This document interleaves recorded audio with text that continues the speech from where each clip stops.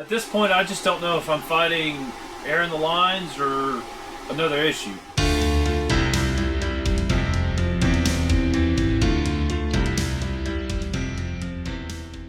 Hey everyone, I'm Grant and welcome back to the channel.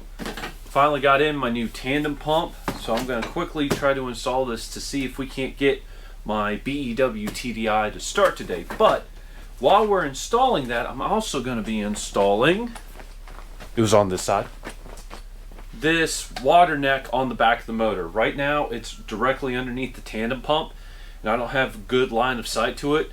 In all actuality, I probably should have installed this before I installed the motor, but with the tandem pump off, it's going to be easy to install this, so I'm going to install this, then the tandem pump, and then we're going to see if we can't get this BEW started today.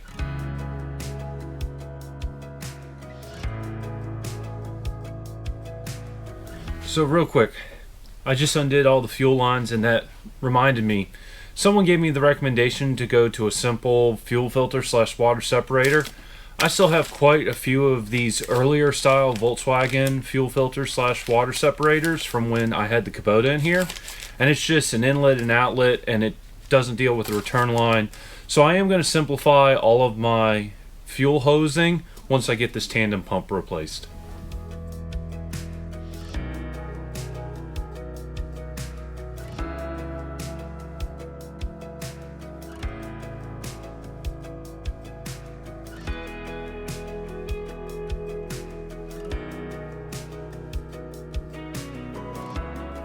Alright everyone, I'm going to do a quick test just to see if we have any leaks. Oh, that sounds way better. And no leaks. I think we are ready to do another test fire. I have triple checked everything. I checked which line was the feed and the return. I triple checked the online diagrams, making sure I was supplying the feed to the correct direction. I wish these pumps had that actually marked, but that's a minor point.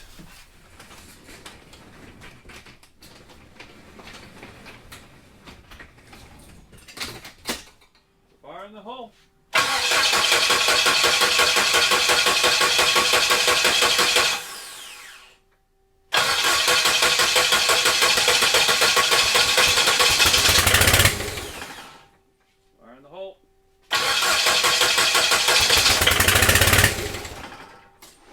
At this point, I just don't know if I'm fighting air in the lines or another issue. Alright everyone, I realize this looks completely different from what you just watched. So here's what's going on over the last couple of days. I bought a copy of VCDS Lite, which allowed me to read the fault codes on the TDI ECU and also let me look at some data in real time. I wanted to check a couple of things just to make sure I wasn't missing something simple, and that piece of software allowed me to do it. I did have 3 fault codes, however. One is the cam position sensor is faulty. I have a new one around here somewhere, but the engine should still run even with that sensor being faulty. Unfortunately, I have 2 electrical malfunctions on injectors 2 and 3. And because of those fault codes, I decided to take the valve cover off so I could inspect everything.